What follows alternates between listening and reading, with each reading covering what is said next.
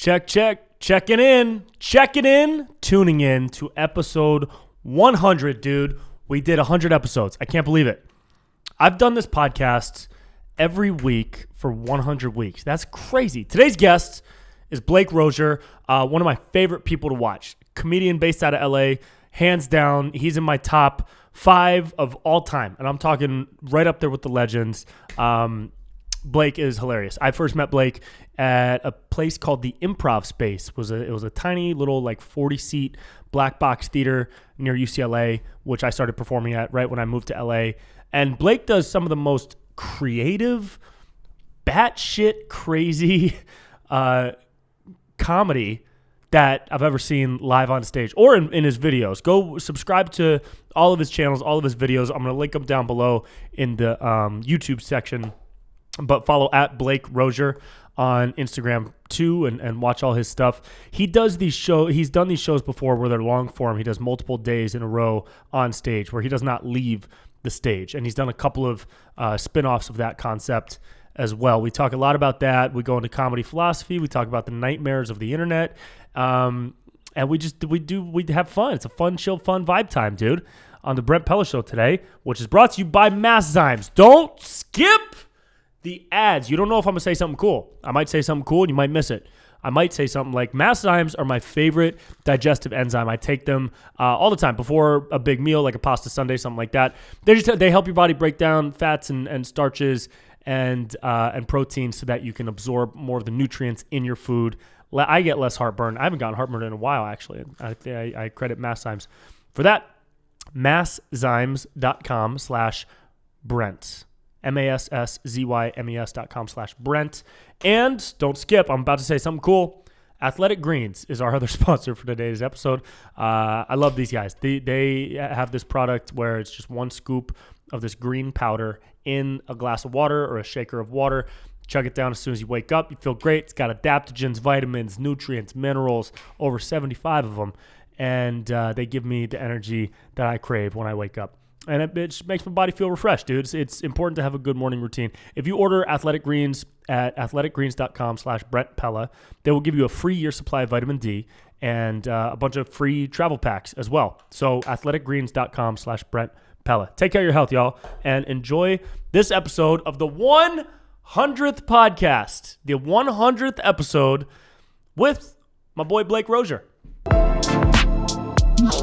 Yeah, listen,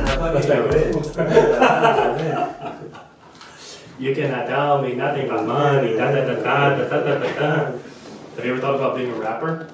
Yeah, people ask me all the time. Yeah. They're always asking me.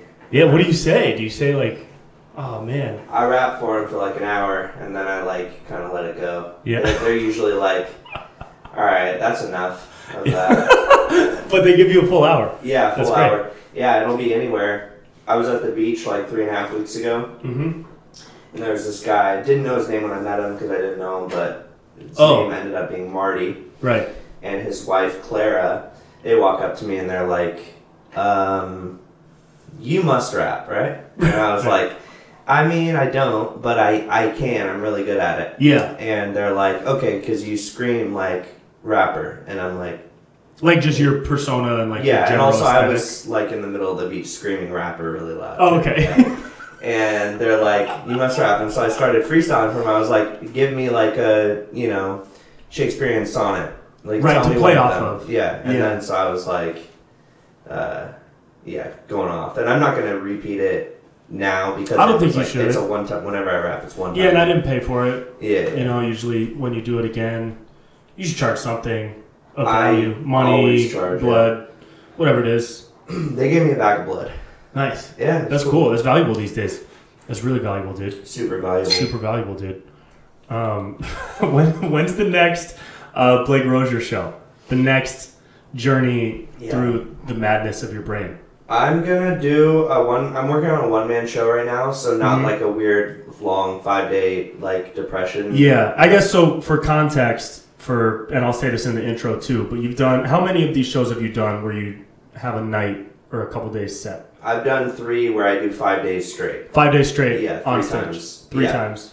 The first time was in a a window like a shop, like a what do they call those? Like a storefront? Storefront window. Yeah. It was like 12 feet by 3.5 feet. I lived in there for 5 days. And did you record this, or was it more like it a was performance streamed. art? So it was streamed, and then people could come up to the window, to the glass, and like ask me to do stuff. So I did that for 5 days. Yeah. And I always do it where I don't have any food or water or like supplies unless they're brought to me from people. So really, you don't schedule it with friends? Like, yo, bring me Chipotle at noon? No. Really? I truly say, like, if everyone lets me die in there, then I will die for my art in there. Because like I'm not going to order anything. Yeah. Like, I had a terrible headache in the first one. It was like the worst migraine I've ever had in my life. And that was the only time I literally texted, like, my friend. I was like, yo, can you bring me migraine some pills stuff? Or something? Yeah, that was the one time that I felt like I cheated. But honestly, everyone in the stream was like, I'm going to send you... I'm ordering Postmates migraine meds to you right now. And I'm like, no, you don't need to do that. I'm going to have a friend do it who's right here. Wow. Yeah. So that was the first one you did? Yeah. Well, how did the concept come up to do that? Like, it was something I've had in my head for like years, where I'm like, oh, I want to live somewhere long term. Like, I was like, I want to do 10 days or a week. And then I was like, I feel like that might be too long. And then I was like, but a day is too short. 3 days seems kind of weak. So I'm going to do 5 days, like 5 business days. Yeah. And business like, days. I'm gonna cannot be a bank holiday. No. Is off the... Not enough. Yeah. I felt like 5 days was enough time for it to get around that I was doing a weird thing, that people would start showing up, and people did start showing up. So that was cool. And then I did the second one that I had you on, where it was just performing on a stage, like a festival for 5 days. Yeah. But I happen to also live and sleep on the stage. And you booked other people for that, so it wasn't just you the whole time. Yeah, and I liked that a lot. The cage, so the first one I call it 5 days in a cage. Yeah. I liked that one a lot because of the seclusion was fun, and it was just like anyone could come, even because of COVID. Like, it was glass between us, so people could come and like wear a mask, whatever they're comfortable with, and talk to me. 5 days in a cage is the storefront one? Yes. Yeah. That one was like really easy. The second one, I had to wait a little bit till theaters opened up. Then I did 5 days on a stage where I had you, and then it was like a festival. I booked a bunch of people. Yeah, and that was cool. That was super fun. Yeah. Because I could just sit there and watch the people, or I could interact with them, or I could, do anything. Yeah. And then I did the third one, which was a nightmare. 5 dates on a stage. That was the dating one. Yeah. Right. And let's just say after that show ended, I was depressed for like a month and a week, like the worst depression of my life. Because of all the Molly you did. Yeah. Yeah, all the girls named Molly. All the girls named Molly. Yeah. What? Why is that? Dude, I don't know what it was. It was just a miserable experience. Was the show a miserable experience? Yes. Really? So basically, for the premise of the show, I lived on the stage again, that's really hard to do. I'm not gonna lie. It's hard to live like on camera for 5 days while you sleep too. Yeah. Like, the streaming is on the whole time, so you feel very vulnerable and like kind of anxious the whole time. Plus, I'm trying to not only book like funny stuff for me to do for 5 days, but also women to go on a weird first date with me on stage. So it was like double the amount of work of the second show that I did. So 5 days on a stage, where it was just booking performers. This was booking like dates, and I had to like schedule them and myself and live on this stage. Oh, so it was a lot of extra stuff. Yeah. And as much as I wanted it to be really fun, and like the antithesis of like a Bachelor show, because I put all of the, it was dramatic still. I put all of the like pressure on me to like show how like honorable these women were for like doing this weird thing, because honestly it's weird as shit to, of course, to like, your first date is, I don't know you, do you want to go on a first date with me, like on a stage in on front of camera? People? Yeah. Where did you find the women who decided to do the dates? 95% of them were people that reached out to me that were friends of friends. Cool. So like, but none of them you knew prior. So a couple of them bailed, so I called in favors from friends or girls that I had gone on like 1 or 2 dates with that were like friends at that point. Okay. Yeah. All right. Yeah. So it was like, I asked like, hey, do you want to go on a date with me? Someone bailed. It'd be a big help to me. And then, we're still having fun and we have like a rapport. Yeah. But I'd say like most of the dates, that was either the first time I had talked to them in person, or like maybe I had seen them in passing really fast. Really quick. So it was all in the moment. Mm-hmm. And then I got a tattoo at the end of the person who won the show. So I have a tattoo of the name Jessica on my leg. Did you get the tattoo on stage? Yeah, on stage. So I got a tattoo on stage.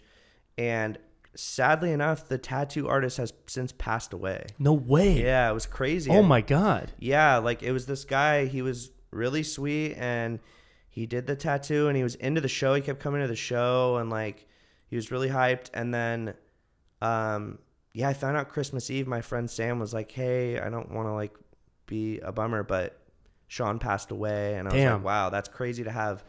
Because I haven't had a tattoo before. It was my first tattoo. It was your first and only tattoo. Yeah. And he's memorializes an entire experience that you went through.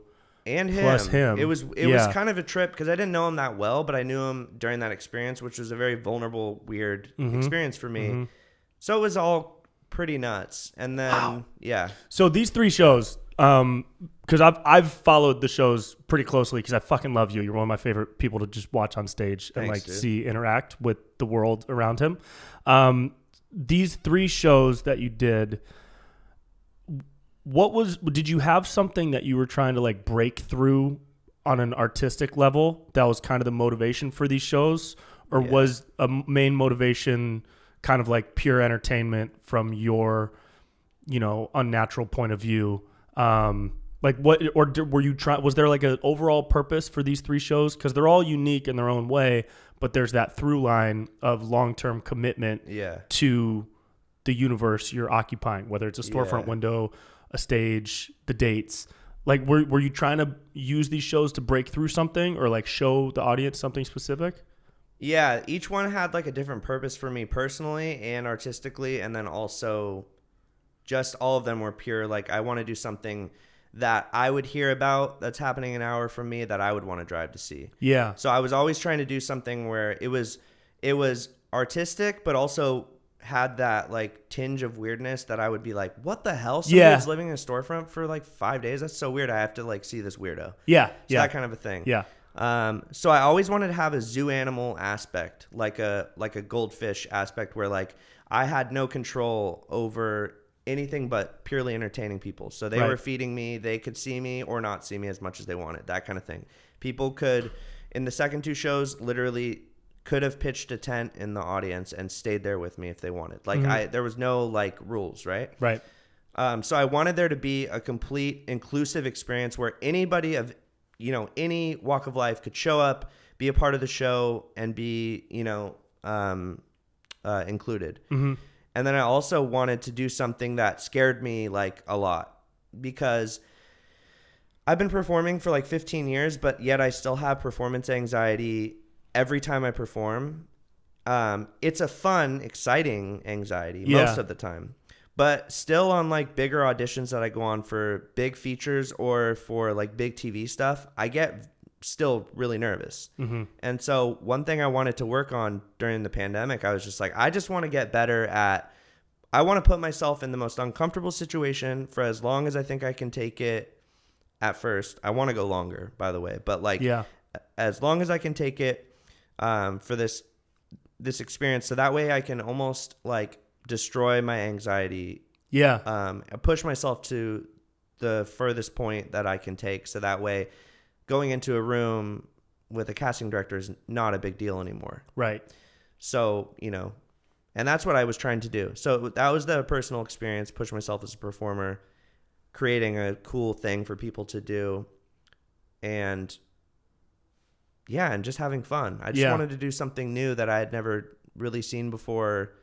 And so that's what I tried to do. Yeah, never seen anything like it. It's super cool, dude. You literally like beat the shit out of your own fears pretty much, right? Have you seen that have an effect after those shows? Have you experienced moments where you're like, fuck, cool, I'm down for this? Definitely. The first 2 really set me up for success in things that happened. Like I, have since done like a couple really big commercials, some of them hopefully coming out soon. Cool. And then really high stress situations. Like I went to Mexico to shoot a commercial where I was like fake skydiving, but kind of like still scary. So I did these like things that kind of pushed me, and then also like, you know, pushed myself to write. Like I've been writing a feature and writing a sitcom as well. So these things that have always scared me, it kind of just, I was like, well, I could do that now. That's easy. Now that you locked yourself in a box whatever, for 5 days. I can do this. Yeah.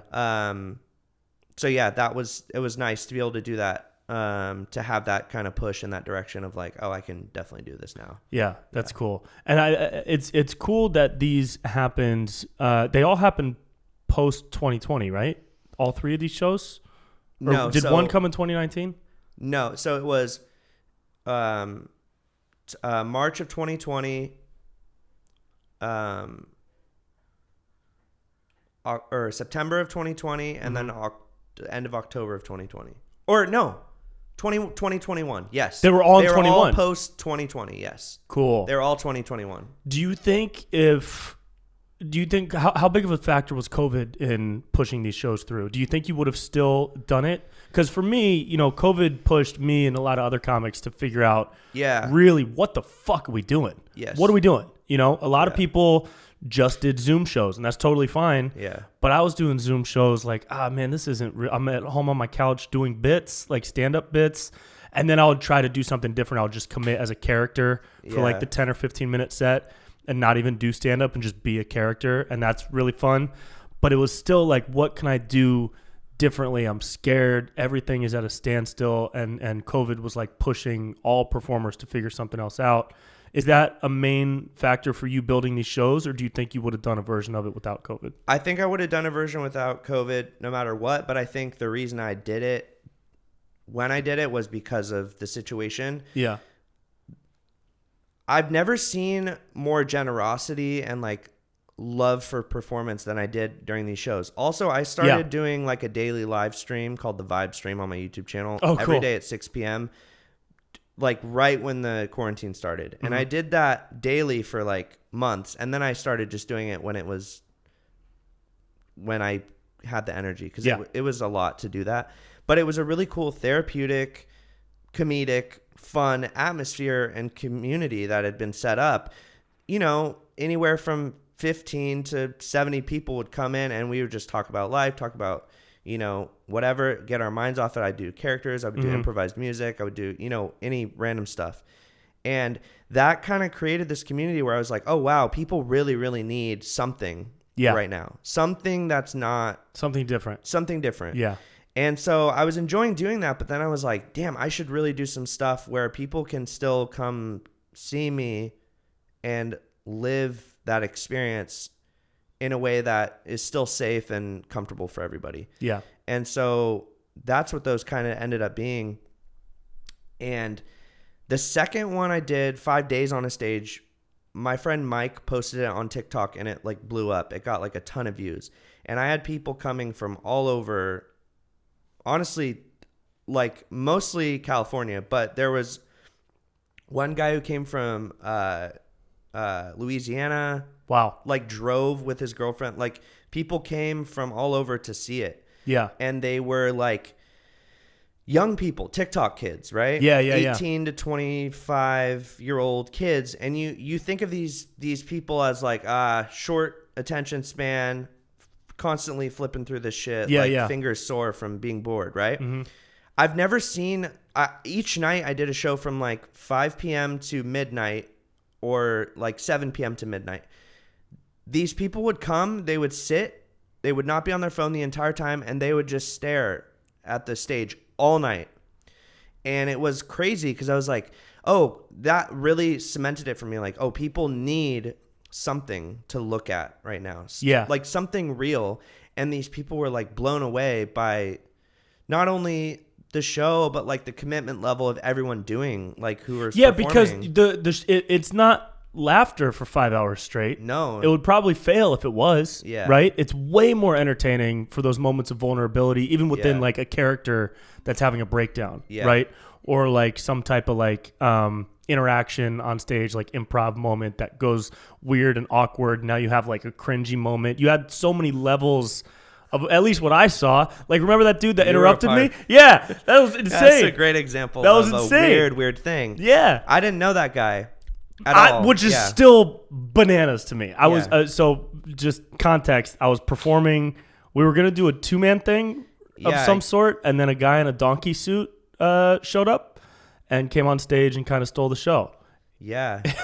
He came on stage and he was saying like, "Hey, I'm here for the Shrek musical rehearsal," and we were looking at each other like, Did you do this? I thought you did this. I was like, thought you "Oh, this did it. is funny. This is something you would do. Like, this is fun." Totally is. And I was thinking like, "Oh, this is him, so I'm gonna go along with it."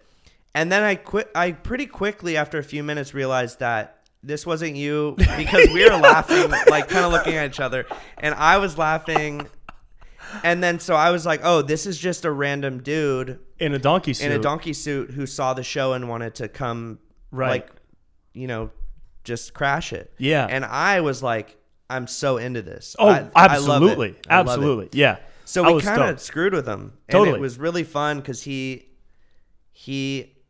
had this really like negative demeanor of like, I drove all the way here from San Diego to do the, whatever he was talking about. Yeah. And I'm like, yeah, no problem. I'm the director. You're the You producer. started directing Yeah, so the Shrek musical. sit down there for a full hour in silence to get into character, and don't take off your mask, and hold these baby back ribs and don't drop them. And just giving him weird tasks to do. Yeah. And the crowd loved it because they were like, "Oh my God, like, we don't know if this is real. We don't know if this is fake." Yeah, like, yeah. And either way, it's like totally fun Engaging. to watch. It was so engaging. Yeah. And you created the space for that. Yeah, And I wanted any weird shit like that I was cool with. Yeah. Didn't mean I wasn't gonna scream at the person, Sure. but I wanted that to be allowed. I wanted to create a show that was weird enough that people would be like, "Oh, I want to come and do like something weird." Yeah. Let me try to throw on a bit, even though Yeah. I've never been on stage before. Yeah. It was really fun. It was wild, dude. And I love that happened with you because Yeah. I've known you I was thinking about it, I think like almost like 6, maybe a little bit Dude, more. I've been a here for long 9 time. years in LA. Yep, I've been here for 10. And Yeah. it was within my first 2 years that I went to the Improv Space for the first time, and that's where we met. Yeah. Right? Doing weren't we on the same team there? The same improv team? Or no? I don't know if we're on the same team, but the same night. Yeah, we were doing improv, Yeah. and then also the open mic. open mic, and yeah. Yeah. So I remember you from that, and so it was just kind of funny that like knowing you that long, now we're on stage doing this weird idea I have, and then this random donkey guy comes up. I was like, this is so funny. Yeah. Dude, it was hilarious. Yeah. And it was great. And the room was full. And that's Yeah. what was so cool. That speaks to your perception of like these TikTok kids. Because when I think of those people, anybody that's 16 to 24, they are scrolling through with their fingerprints getting burned off every 10 seconds. Yeah. But when you create something that's so engaging and entertaining, and you commit to it, and you really have something to offer, I think people tune in. I think that's a huge lesson for folks to get from what you're doing. I think it's cool. If there's any weird ass idea you have or anyone has that they've always thought that's too weird to do, I highly recommend doing any clownish type. Have you taken thing. clown classes or any type of clown? Yes, and I've done a lot of clown type shows. Yeah. And that's kind of what this was in a way, was the constant, it was me constantly trying to prove myself the whole 5 days to be good enough. Yeah. And as fun as that was in the show, what I realized in the third one with the dating is that destroyed me because it was very personal, because it had to do with like love life. Yeah. Even though they were real dates, but they weren't like, I wasn't necessarily looking for real love. I was open to it. Right. But I was trying to put on a good show. Right. And that got misconstrued a lot, but I still was open to that possibility. But I got destroyed, dude. I got wrecked after that show because dating's really hard and exhausting. And I was just like, oh my God, dude, this is... It kind of emotionally drained you? Dude, I was like... I was legit... I was ready to check myself into a hospital. I was like, I'm going to do some shit to myself. I hate everything about myself right now. And then I had this tattoo to remind myself of it. And I was like, this sucks. It was also so amazing. Right. And emotional and generous of all the viewers and the people that came. It was incredible too. Yeah. That also stood there, but there was also a whole other piece of it that was really, really hard and destroyed me as just like not even really a performer at all, because I wasn't really performing. I was trying to be really real, and it really just destroyed me as a person. On the dates. Yeah, I was and on stage. Yeah. How long was each date? An hour. And there was one on each day? No, there was 5 each night. Oh my God. Yeah, and then and I would do these dates, and then at the end of each night, one person was chosen by the audience and the stream, and then those 5 girls came back on the final night.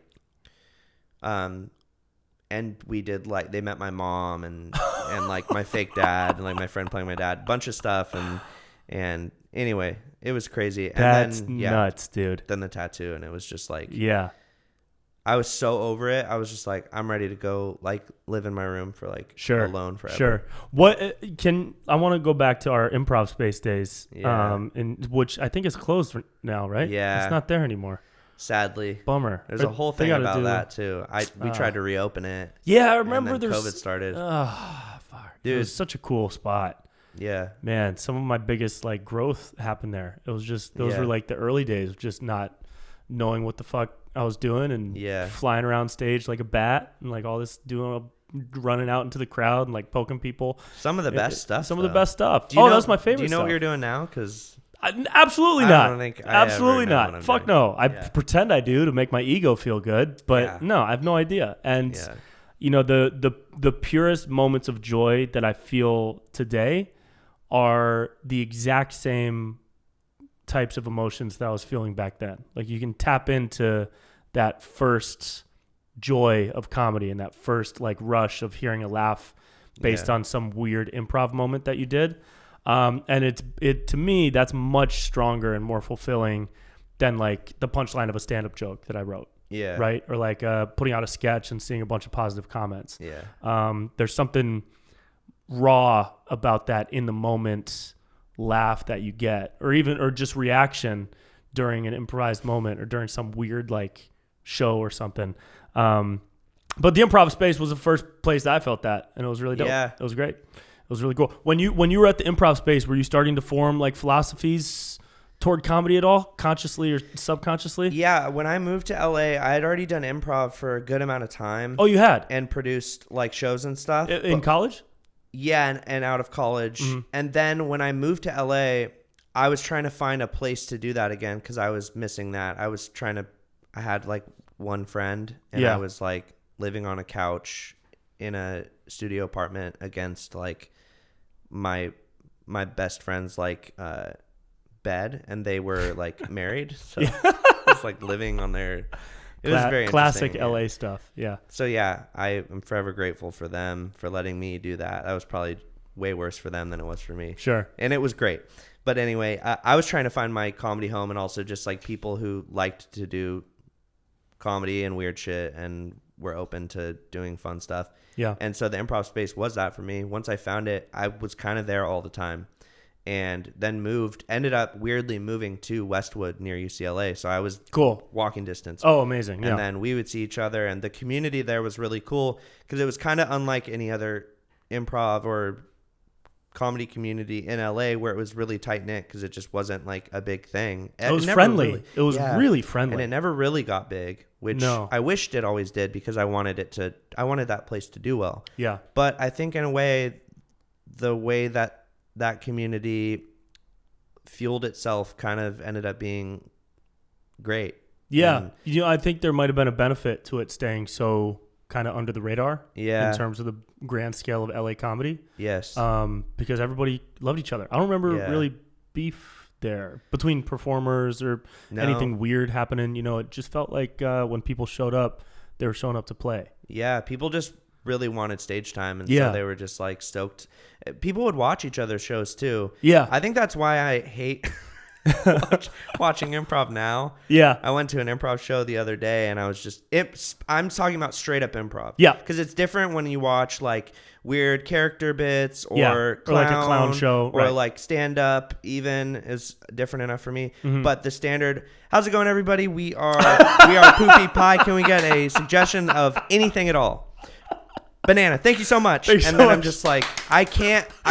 Like the second I hear that and see it happening, I immediately start like folding in to myself. I'm like, I can't do this. Yeah. Dude, I went to so many improv shows when I first moved to LA. I was at UCB 5 days a week just to watch shows. I would stay there all through the night. This is right before and during when I was starting to perform. And then, I feel the same way now. When I see that live, I'm like, I wish I didn't feel like that because that's what I came from, and I really love it still. Mm-hmm. That's the thing. Put me on a team to perform. I love doing that. Yeah. But watching it is really hard, and it's not that people aren't, awesome and good at it. I really found that I do that because I love to do it, not to watch it as much. Yep. Unless it's the greats. If it's really, really great people that I look up to, I'm like, oh, I want to watch how they do it. Sure. Yeah. Did you go through UCB or Groundlings or anything like that? Did a little bit of UCB, performed on a lot of like bit shows there and did stuff with them. Didn't ever do Groundlings. Did some IO. Did some PAC. So I've kind of been a little mixed bit of into everywhere. Everything. Yeah. Yeah. But now I'm, just now kind you're of cruising. producing. I mean, I feel like that's kind of what we learned from the pandemic is like you can create your own shows in a park and it doesn't even matter and people are just like stoked to watch. So you've been doing a ton of touring and stuff. That's been super sick. That's been really fun. I'm building a live show now that's kind of a one-man show that's like, it's not all stand-up. I've never wanted to do an hour of stand-up. That has never appealed to me. Well, you're much bigger than that to me. I've seen you do stand-up and you're great at stand-up, but I've seen you do characters and that's where I've always loved what you do much more. Thanks. I remember one at the Improv Space you did. It was like a newly divorced man in his 40s. You had like a mustache and like a wig. Was he doing the Christmas decorations? Christmas. Yeah. Yes. Yeah, dude. Yeah, I remember that and being like, oh, this dude can really like make a heartfelt crazy person. Yeah. And that's always been my favorite. It's just like people that will fully commit to a really, really dumb thing. That's my favorite. I love that so much, especially seeing like what would traditionally be a strong character start to crumble. Yeah. And start to break. Oh, I fucking love it. It's the best. Didn't you do at your show, there was something about making drinks and there was a pumpkin involved?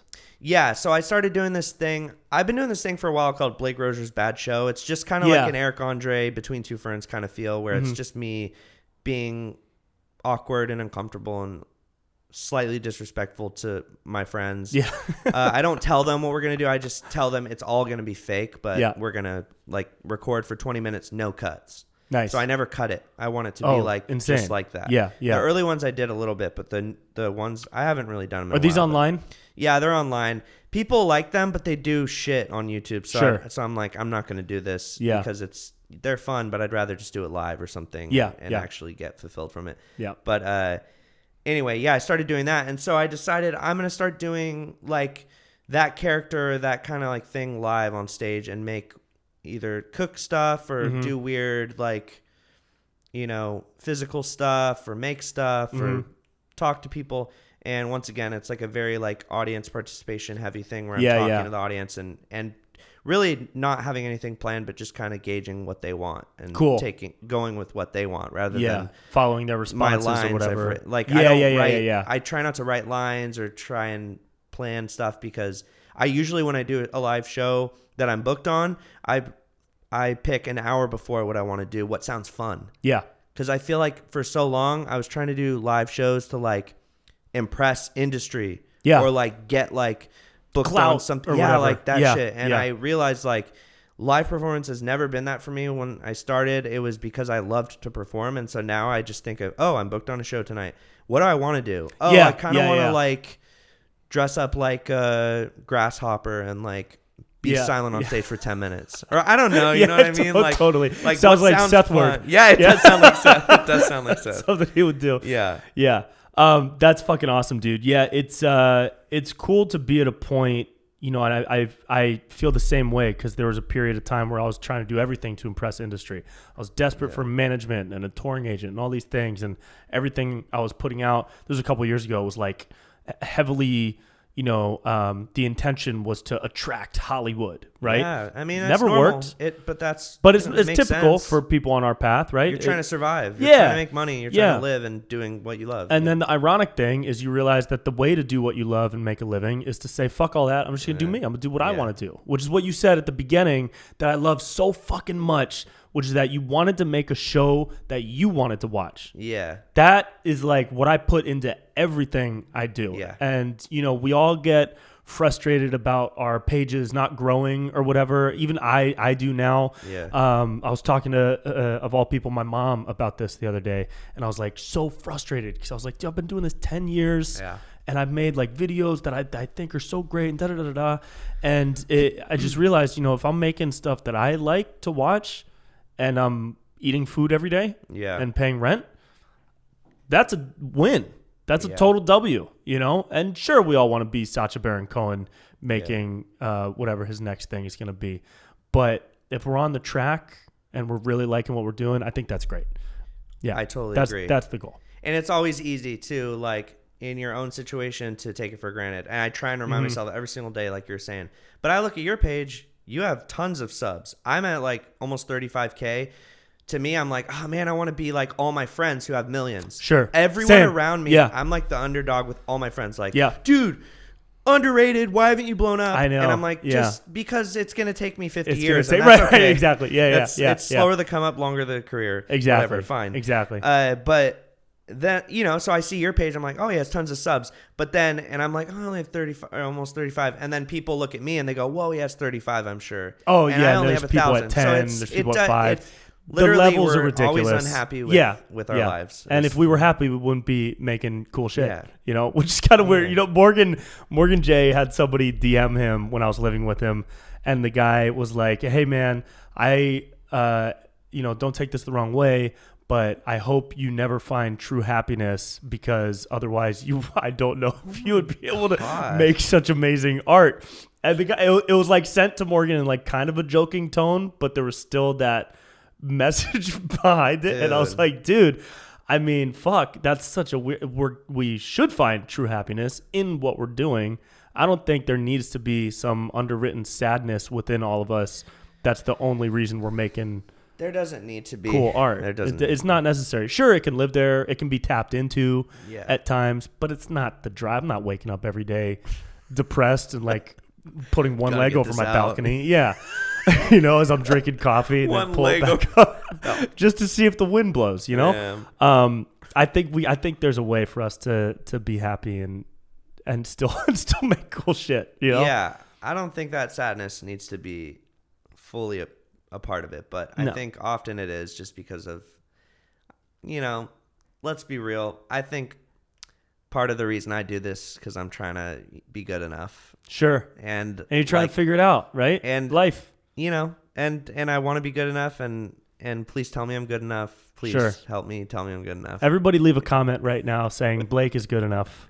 It's all going to be the opposite now, Oh, comments destroy me too. Do they destroy you? They murder me. Yeah. I read every single comment, dude. It's a problem. It's a problem. I've been trying to stop reading them, but then I end up reading them. Yeah. And 99.9% of them are the nicest thing I've ever heard in my life. Totally. But yeah, it's that 0.1%. There's always that one that's like, drags me. "Hey dude, what's up with your hairline?" My favorite one. My favorite one I got, I'll never forget it. When I'm 80, I'll literally still be saying this. I don't care. I'll give this person credit. They did a good comment. It was not funny and you got fat.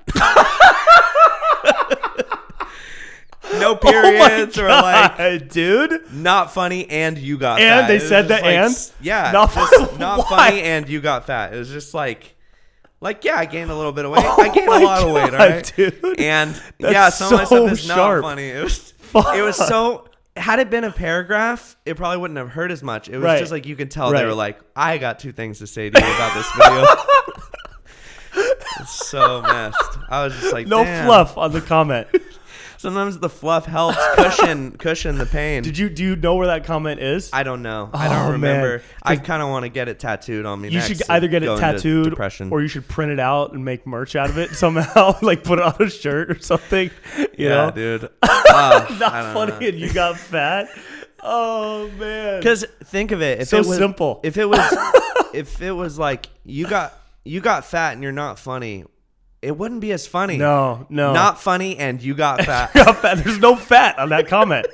That's it. It's the so perfect funny. thing. It's the perfect way to Man, say it. now there's It's going to be so 50 mean. comments of that below. Too. Everybody, Damn it. please comment. Funny and you look great. Oh, damn. Everybody, please. Funny and skinny. Funny and skinny. Funny. Everybody just starts commenting on your videos. Yeah. Funny and skinny.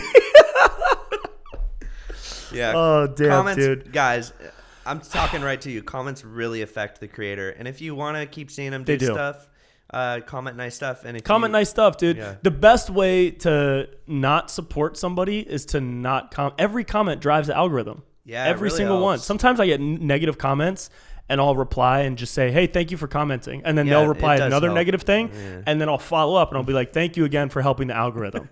And I'll say that. And then helping. they'll still comment on it. And it's like, dude, every comment you make is like benefiting me, even if it's negative. Because Yeah. I got 99% of my subscribers like me. Yeah. Probably 1% subs to hate me. I don't know. Yeah. But you know, the comment, the negative comment thing is so toxic. But it's also like we can't help but look at them sometimes. Yeah, and everyone has the ability to do that, and honestly, whatever. If they want to do that and that makes them happy, and that's how they're happy by consuming my content, then right? Okay, yeah, that's fine. Do you ever think like do you ever do any like deeper philosophical thinking into what your comedy is doing or what you want it to be doing to people based on like your place in the universe? You know what I mean? Yeah, totally. You do? Do you do that? Oh yeah. Yeah. I think it's good to do that and I healthy. think it's great. I think if you're not doing that, you're probably not really loving what you're No, doing. you're surface level and doing Yeah. it for a different intention. But if the intention is really to everybody wants to figure out their place within the human existence, right? And what it means and everything. And as performers, we're constantly tapping into emotions and we're using language to communicate, and body language and physicality and putting ideas from inside of our brain onto the physical like plane of existence. And I'm curious, like what are some of those thoughts that you've had before in terms of how what you're doing on stage or in this like physical realm is kind of tapping into with other people to create connection or like serving some type of deeper purpose either for yourself or in your place in everything that's going on in the world. You know what I mean?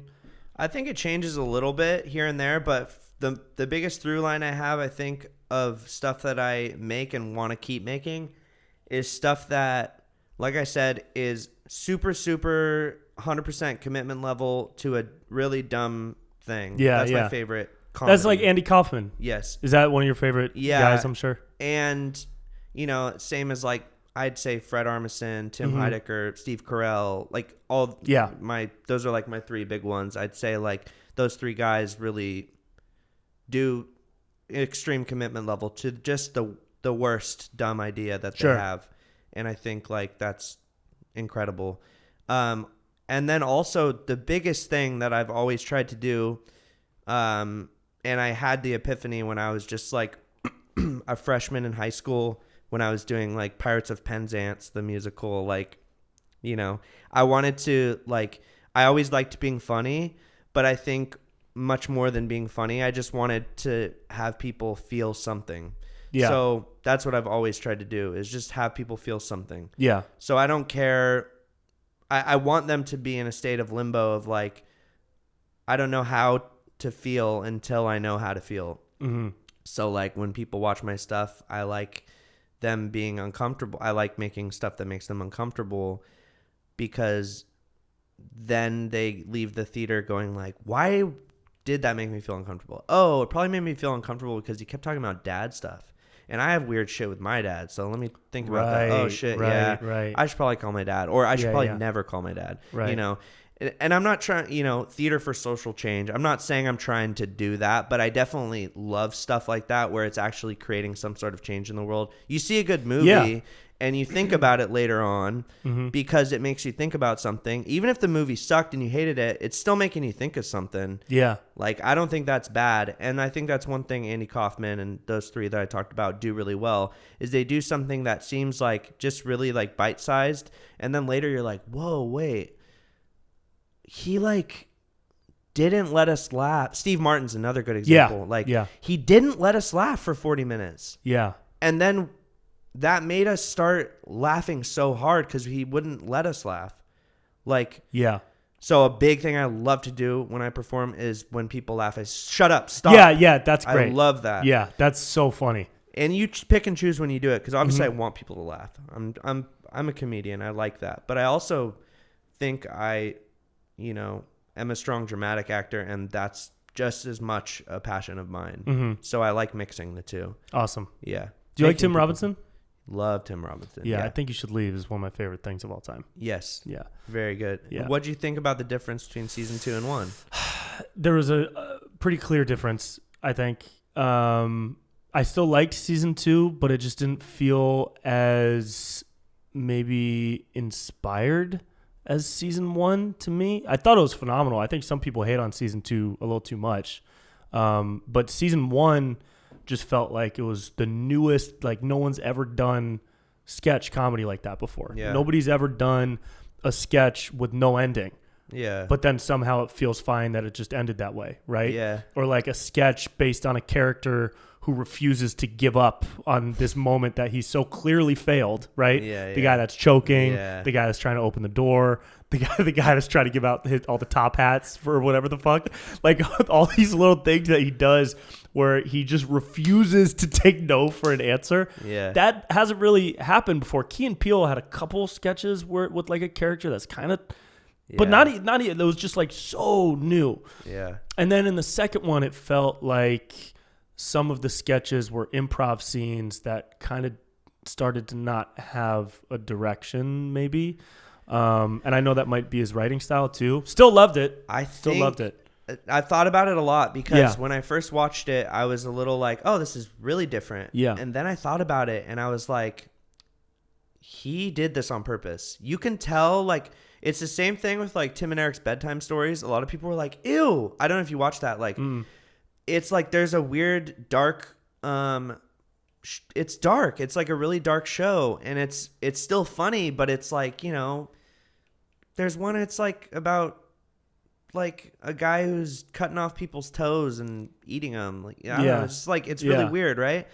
But then you start to think like, oh, these people, like, that's what they really want to be making. I think like season 1 of something is like appeasing to the like the producers and like, Interesting. Yeah. And I really think that like season 2, rewatching it over and over, I've really realized like, oh damn, this is like his true, like, I think the more it goes, the more we're gonna see what he really wants to be creating. Oh, okay. Same That's with cool. like Key and Maybe Peele. I just gotta watch season 2 again then. Yeah, watch it again. I don't know. It was intriguing to me because my first watch I was like, wait, where's like it's not as like like silly. Yeah. Maybe it's a little more dark or a little more serious. Yeah. Or it's it a little more really, dramatic. It doesn't seem like the joke is like as obvious this time. Right. But I'm like, I think that's like a true testament of like someone being like, I'm gonna okay, it did really well. I'm gonna make the thing that I really, really love and care about, and like the people who really love it and care about it too are gonna follow along. And there's gonna be some people that like, I could be super wrong. He could have just maybe, not been as into it. Sure, I don't know. Sure. Yeah. But it seems to me, seems like it though. You'd think such like these people we look up to who are so smart and so comedically genius, like they know what they're doing. So I always try and like assume that like for him, he was probably like, this is what I want to be making. And I think, I mean, I have faith that he probably was. Yeah. I think you have a show that does that well. You want to make the second season a banger and you want to really love it, and it's your baby. So yeah, I'm gonna watch season 2 again. I only watched it once. I watched season 1 like 3 times. Yeah, so I'll watch season 2 again. It's so short. It's so short and it's so brilliant. The shit he does is it's brilliant. Do you like Sacha Baron Cohen? Yeah, he's one of my he's either number 1 or number 2. Him and Jim Carrey. Yeah.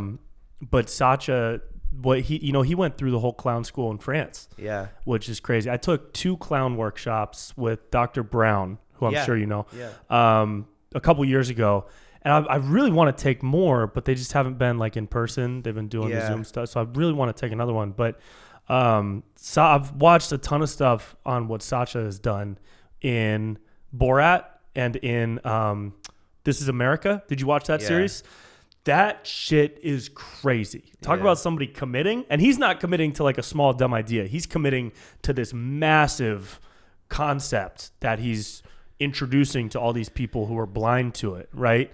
And it's like he's a Kazakh journalist on the road in America trying to figure out what the country's about. That's a big concept. But he commits through it so hard. And like I read a story where I think he got arrested as Borat during the shoot, either one or two, I forget. But he got arrested as Borat. He didn't break the whole time. Yeah. The only way the producers knew that he got arrested is because they finally let him make a phone call, and he made the phone call like as Borat to the producers and told them where he was. Damn. And then can you imagine doing that? I mean, at that point, you're really doing it for yourself. That's sick. I love that. It's amazing. Sick in the sense that it's very cool and tight and swag, but also sick. It's also like sick, like you're sick in the head. Yeah. But like that's exactly what I would want to do too. Yeah. Like, yeah. I mean, it takes a lot to like, especially when you got like a lot of money like on your shoulders, you're making a movie. Oh, bitch, I'd be in character too. I'd be this is gold. This is it. Yeah, definitely.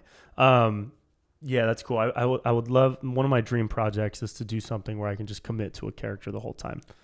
Just like like a movie or like a TV show, but it's shot in a certain way so that I literally never break. Either as like Bryler or like an alien in full makeup or something like that. Do a long show. Why don't you do a 24-hour show? I should do a long show. Yeah, 24-hour show. That would be fun. Just do it. Or even like host a 10-hour comedy festival as that character the whole time. Or I don't know, do something. Yeah, because that's a fun challenge. Dude, you learn so much. Mm-hmm.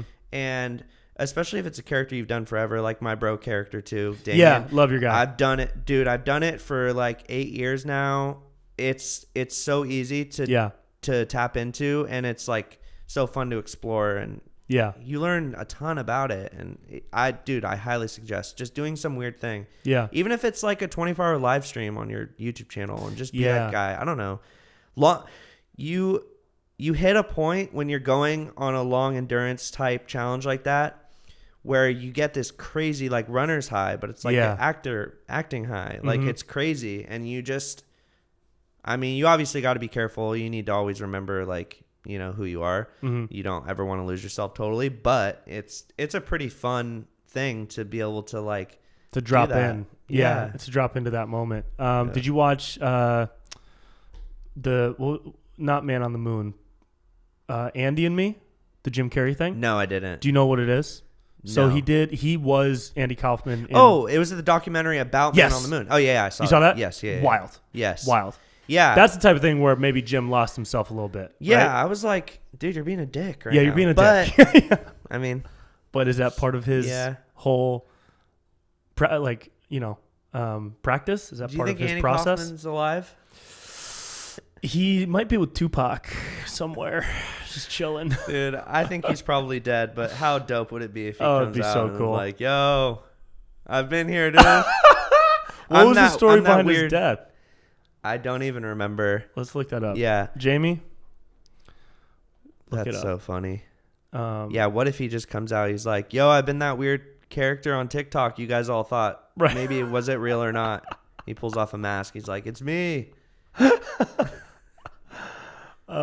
was a lung cancer death. Well, but there was something 35. Weird about it, right? He was 35. And when did he die? What year was that? 84. So math, 84. That's 40 years. You think he'd still be chilling in his 70s? I mean, you know like, what's I'm funny? Gonna come out with it. He's so nuts that he might still be alive and never tell anybody. You know, and that's He's just the bit. Gonna die in his house. Yeah. And never tell. Damn. Yeah. Oh man, that would be cool if he's still alive. If anybody could pull that off, it would be him, for sure.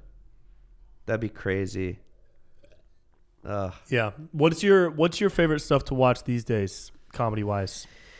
I'm the type where I rewatch stuff pretty much over and over. Right on. Yeah, I've been kind of watching King of the Hill a lot lately. Oh, no way. Yeah, I love King of the Hill. I used to watch it as a kid. I used to watch King of the Hill all the time. Yeah. Wow, it's been years Brilliant since I've show. seen King of the Hill. Rewatching some of the stuff, I'm like, ooh, this wouldn't be on TV anymore. Oh, really? Yeah, it's like, yeah, I'm sure. Like, oh, okay. But, I mean, they're kind of they're also like the worst people too in ways. So it's kind of like that Always Sunny mentality where it's like, oh, okay, it's fine. We know you suck. So we know you're like, a terrible person. Yeah. So Always Sunny, Trailer Park Boys. Oh, they're great. Yeah. Portlandia, sadly, I can't get anymore because I refuse to get whatever one of the 75 streaming services. Oh, yeah, jeez. And then, Always Sunny, Trailer Park Boys, and dude, what the heck? What about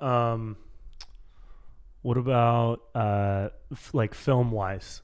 Because the comedy feature world is pretty lacking these days, in my opinion. Yeah, I think we're a far cry from where we were like 10 years ago in the height of like some of the best comedy movies that were being made. I mean, my all-time faves are like Dumb and Dumber, Hot Rod, and I don't know. Those ones I like to watch. Yeah. But I rewatch Star Wars pretty much. Oh, great. Okay. Religiously. I don't watch a lot of comedic movies. Yeah. And Seinfeld's the other one I watched. Did you see Eric Andre's movie? Yeah. Yeah. It was good. That was cool. Did you see Jackass Forever yet? No, but I keep hearing about it.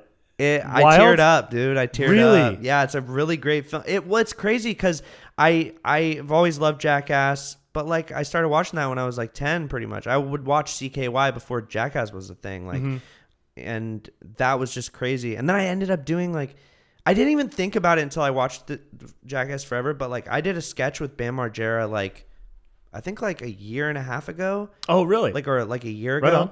I did this thing with my friend Reckless Ben. We put on, like, this party in a house they were going to demolish the next day. So everyone could just, like, ruin it and, like Sublime, old ex-members of Sublime played, and like Bam Margera was there, and it was crazy, and people were like breaking the walls down and like moshing. And that's insane. It was nuts. Holy shit. But yeah, at the end I was like, I gotta film a sketch in this weird house, and I was like, Bam, do you want to be in it? And he's like, yeah, I don't care. And he's like, sure. And then he was in it, and it was just like crazy. Like I didn't even realize it in the moment, but then watching Jackass Forever was like Jackass and CKY and like that like really kind of created who I was like as a kid. And I think a lot of people like in our age demographic, it was like that was a huge component of what I do today. Huge. Because like I love being funny and like I love doing drama. I love a weird sadistic aspect to it. Yeah. Dude, in junior high, in 7th and 8th grade, I had one of those little handycam things. That was like a digital handycam. And we did pranks on people at school and like after school, and we would do like dumb scene type things. And then we burned all the best clips onto a DVD and sold it for $5 to everybody at school. No way. And we called it Jack Butt. Dude, okay. Jack Butt. I called mine Dumbass. No way. That's so funny. See, I never had this. I never had the smarts to edit it, but I just have old tapes of just it's like really bad dumb bits. Oh, it's the worst bits. Yeah, I'm Blake Rosier, and welcome to Dumbass. And I'd like jump in a bush and be like, "Did you get that? It's freaking crazy. Seriously, I fell in dog shit. Damn, dude." Yeah, dude, like, that's what we did, and it's so funny watching that back because obviously the language that we were using back then could not fly today. Yeah, it's different, dude. But also, we were really committing to some of the things. We had this teacher. Shout out to Mr. DeMarco. In junior high. Comment below. The rumor in the school was like, what if he comments like, not funny, got fat. Receding hairline, you suck. Receding hairline. Should have gave you an F. So the rumor in the school, I don't know why people thought this, but people always thought that he was kind of wacky and like believed in aliens and was like this crazy like Nazi pseudo weird guy, like not Nazi. I say Nazi, but why did I say Nazi? I was like, damn, dude. Not Nazi, but like he had this like military sense about him. So he was this really rigid dude. Nothing to do with Nazis. He's I racist. retract that Yeah. statement 100%. I was just thinking about where you got that. well, I was thinking. I'll tell you. I was thinking about watching Inglourious Bastards again. Oh, While we okay. were talking about movies, I tried to clock it in my Yeah, head, yeah. and then it came back, and it was like, "Hey, Brent, say Nazis right now." And so I said it, and now it's out there in the world. Yeah. But no, he was not a Nazi in any way. But he was he had this like military-esque demeanor, and he like believed in aliens, or that was like the rumor on the street. He probably didn't. He was just some old weird dude that was teaching PE. And so we went into his classroom with like a hidden camera like this, just up against my arm so he couldn't see it. And two of our friends went in and like started telling him that they just saw aliens and like really were committing to it. And he was like, yeah, I don't know. It sounds like whatever. He's like, he didn't know what the fuck we're saying. Yeah, I don't know. I see the camera though. I know you're pranking me. Right, exactly. And then somebody came in with like a hood but backwards.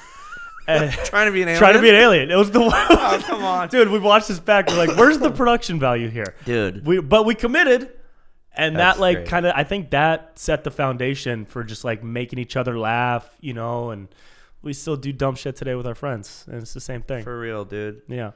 Did you get in a lot of trouble in high school? Yeah, mostly for like just trying to skirt the rules and shit. Like we printed out hall passes. We stole them from the office. There were like green ones, pink ones, and yellow ones for like meet with a counselor, got to run off campus real quick, or like has an appointment with a doctor, right? And so we stole a bunch of the pink ones and we printed them at FedEx down the street. We printed like 100. We cut them out to look in the same size. Then we forged signatures on them, and we would pull each other out of class to go get donuts. Damn. Yeah, it was like bad, but also fuck it, we're in high school. I hate to tell you this, but I I've known you for a long time. But the faculty of your high school reached out to me about 10 years ago. Did they? They wanted me to do like a long con thing, and No way. yeah, they've been waiting for me to be asked on the podcast. Finally, I was, and now we have proof that you did that, and you are gonna go to detention today at 3. You committed for the last 9 years of being my friend just so you could My name corner is me? actually Frederick. I've been Holy shit. living in the U.S. for like 10 years to do this thing. Oh my god, you're Russian. No, That's incredible. I'm from Vienna. Okay. If I was Russian, it would sound more like Well, this. sound like this. It would sound like a caramel on What's my your tongue. favorite voices that you could do? I like mine. Your voice is Yeah. cool. My voice Yeah. is like I've been working on it like my whole life, and I feel like I Sure, like it, yeah. sure. I don't know. I like doing all sorts of stuff. Australian's like one that I really love, but I just suck at it. Like, Dude, I'm so bad at Australian. yeah, like I'm good at it. Good day, mate. And then Yeah. fucking hell, like I lose it. Right. Yeah, it's like Right. it turns. It's British, really hard and it's, to yeah, lock it in. I can't. Yeah. It's so bad. I I'm thought so that was bad. pretty good. That was okay. yeah. I don't Thanks, know. dude. Like, That's yeah, alright. but I like trying to do accents. I like speaking in accents for a full day just to get like good at them Yeah. in my house. Yeah. Sometimes I'll order in an accent, like at a restaurant, just for fun, and whoever I'm with will be like, "Why did you do that?" And I'd say, "Well, she thinks I'm British now." Yeah, I'm crazy. I'm a silly goose. I'm a tourist. Do you have anything else coming up? Do you have any live shows you want to plug or anything? I'm doing like random bit shows here. I'm trying to do a one-man show as my character Damien, so at some point, Yes. hopefully you guys can come see that. I do like at least a sketch a week on my YouTube channel, post on Instagram, TikTok all the time. I guess like the biggest thing I want to promote is to just for everyone to like get a therapist.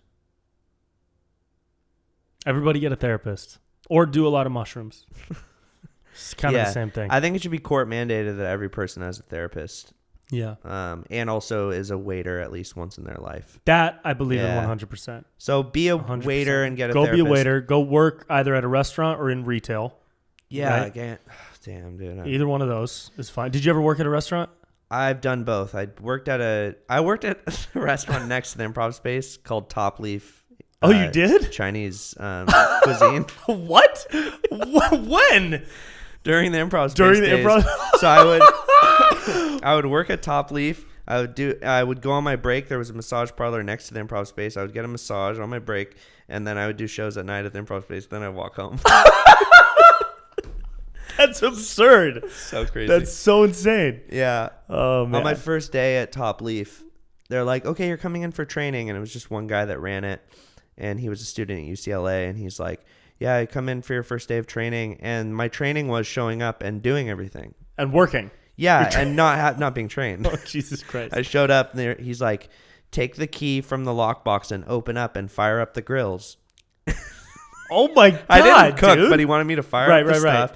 And then I had to do, like, the phone orders, the in-person orders, bust the tables, like run the food, be a waiter, oh my like, God, clean, that's insane. Everything, dude. That's so crazy. And I was like, oh, so this is my first day of training where I run a restaurant, right? Yeah. You're the general manager, yeah, where I Top literally Leaf do now? every single thing.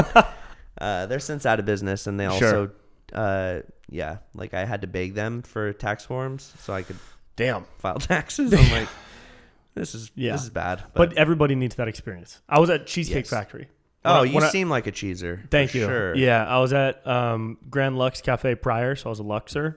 But when I became a cheeser, they finally gave me a big old piece of cheese, and that was really helpful. What'd you do with it? I keep it in my car. Wow. Yeah. Yeah. It's in my glove box. Yeah. Yeah. In your glove box. Yeah. You keep cheese in a place long enough, it goes from smelling so terrible to rancid, and then it just disintegrates, and the smell stays there forever, but it's much less than it was in its worst It's way times. less. Yeah. So, for a longer time. Yeah, which a lot of people don't realize that you can do that. You can just and for most cheeses, you could do any kind of cheese. You do Gouda or a Fontanelle, right? Fontanelle cheese. It's a real cheese. Mozzarella. Mozzarella. And you can put it anywhere in your car. Yeah. I opened up a tire once. Anywhere. You open it and you put it in the tire and then sewed the tire shut. Yeah, you have to make sure that you're using the right kind of tire needle and the tire string. The tire thread. Yeah. It's good. It's a good dinner. It's a good time dinner. Most people subscribe to it on my GoFundMe so that I can give them cheese. Yeah. I heard about your cheese fund. Yeah. It's a good fun cheese fund. Bless you. Yeah, I had a weird little spring sound in that was my cute. throat. Dude, I worked at Cheesecake Factory.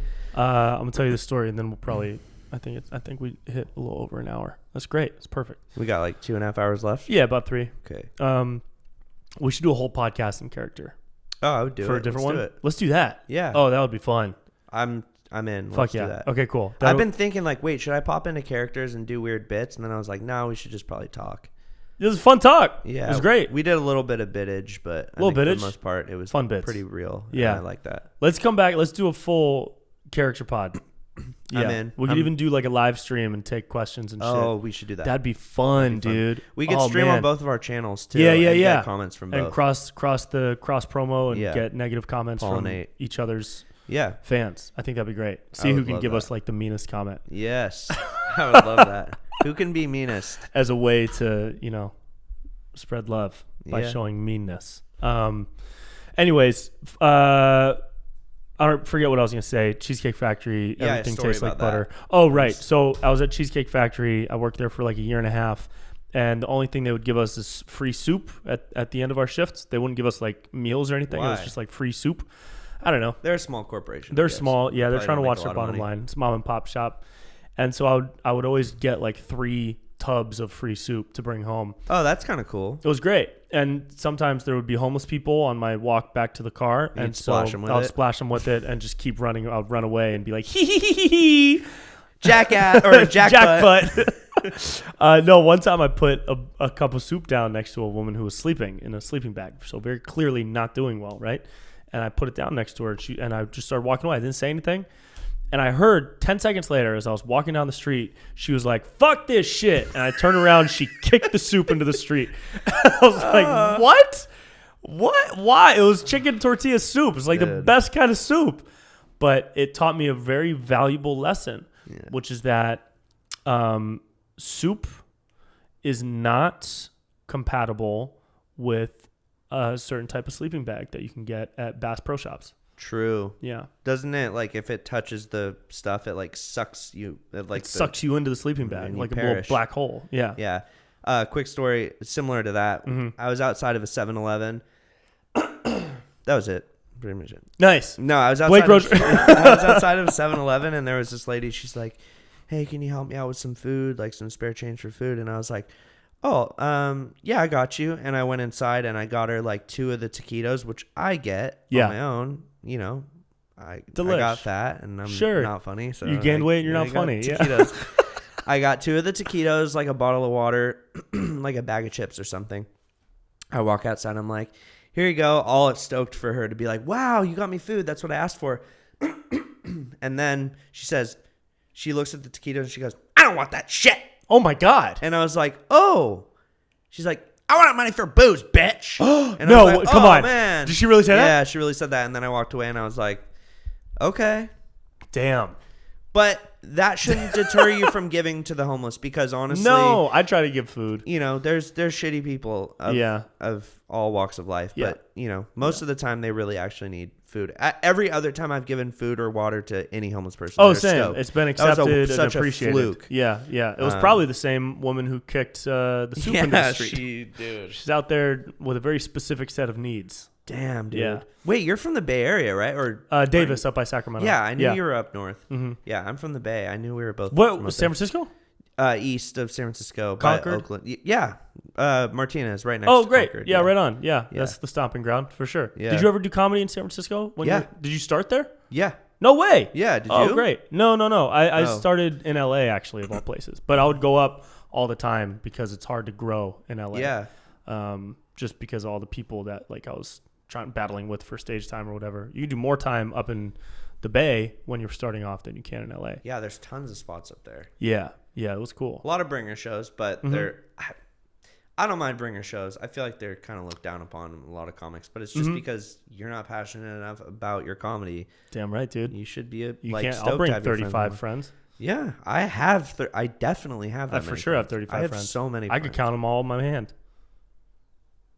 35. I could count them all. I could count them all. I can count. You can count. Yeah. In in different types of numbers too. Yeah. You probably do all types of numbers. I love the numbers. Mm-hmm. Love that. They don't smell bad. They don't smell bad. They don't really have any smell. Yeah. Has anyone done any really funny microphone bits? No. I feel like there's a lot of funny ones. Just talking like that. There's got to be funny microphone bits. I don't know. This one's pretty funny, probably. Or you can just talk like, or you can clear them up. Like, this looks like a bird. I'm a bird, too. That's fun. There's lots of funny bits. It does look like a bird. Yeah. Guys, Blake Rosier, everybody. Go follow him. Subscribe to all the things. Leave him nice comments, please. Yeah, it wouldn't hurt. It wouldn't hurt. It will actually make you feel really good. Yeah. Make you feel really good. Make you feel really good. Do you ever thought about doing podcast stuff? I thought about it once. Did you have all the stuff set up? Yeah, my buddy recommended it. Yeah. But then he ended up owing me $7 for a really long time. Fuck that fool. So I felt like I couldn't trust him. So I just kind of bought all this stuff to do a podcast. But I don't do any. I don't do anything. Yeah. Yeah. Yeah. Don't air it. No.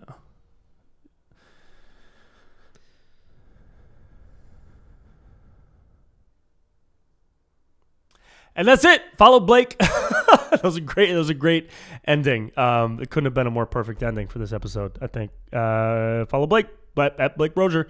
I'm gonna put all of his channels down below in the YouTube description.